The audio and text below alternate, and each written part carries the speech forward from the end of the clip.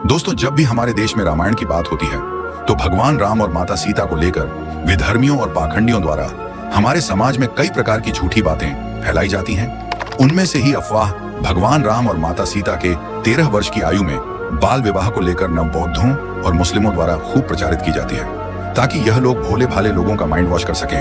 तो आज की इस वीडियो में हम वाल्मीकि रामायण से ही अनेकों प्रमाणों के जरिए इनके इस तुच्छ से दावे का खंडन करेंगे।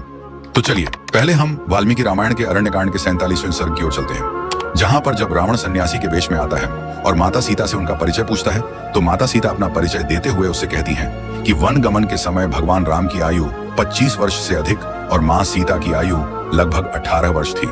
माता सीता ने यहाँ पर खुद स्पष्ट किया है कि वनवास जाने के समय भगवान श्री राम की आयु 25 वर्ष और उनकी आयु 18 वर्ष थी।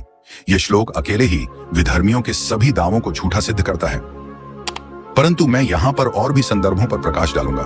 इसी प्रकार जब बालकांड के 48वें सर्ग में जब महर्षि विश्वामित्र श्री राम व लक्ष्मण के साथ मिथिला में पहुंचते हैं तो जनक जी उनके विषय में पूछते हैं तो वे भी श्री राम और लक्ष्मण जी को युवा ही कहते हैं। अब विधर्मियों और पाखंडियों को इतना तो पता ही होगा कि किसी भी व्यक्ति की युवावस्था 25 वर्ष से प्रारंभ होती है। जैसा कि आपको पता होगा कि भगवान राम का जन्म क्षत्रिय कुल में हुआ था। आश्वलायन धर्म सूत्र के अनुसार क्षत्रिय कुल में जन्म लेने वाले लड़के या लड़की का उपनयन संस्कार 11 वर्ष की आयु में निर्धारित किया गया है, यानी कि भगवान राम का उपनयन संस्कार भी लगभग 11 वर्ष की आयु में ही हुआ होगा। और फिर अयोध्या कांड में जब भगवान राम का राज्याभिषेक होने वाला होता है तो उन्हें वनवास भेज दिया जाता है। तब भगवान राम अपनी माता से अनुमति लेने जाते हैं तो उस प्रसंग में कौशल्या जी दुखी होकर उनसे कहती हैं, हे रघुनंदन, तुम्हारे उपनयन रूप द्वितीय जन्म लिए 17 वर्ष बीत गए, अर्थात तुम अब 27 वर्ष के हो गए हो। अब तक मैं यही आशा लगाए चली आ रही थी कि अब मेरा दुख दूर हो जाएगा। यानी भगवान राम जब वन को जा रहे थे उस वक्त उनकी आयु 27 वर्ष थी, और यदि हम 27 में से 17 माइनस करते हैं तो भगवान राम का उपनयन संस्कार भी 10 वर्ष की आयु में ही हुआ था। तभी वे गुरुकुल में शिक्षा प्राप्त करने गए थे।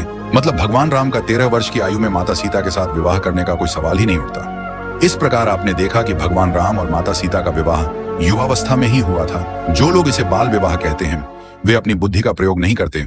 ऐसे लोगों को हमारी सलाह है कि वे अच्छे से वाल्मीकि रामायण का अध्ययन करने के बाद ही रामायण पर कुछ बोलें।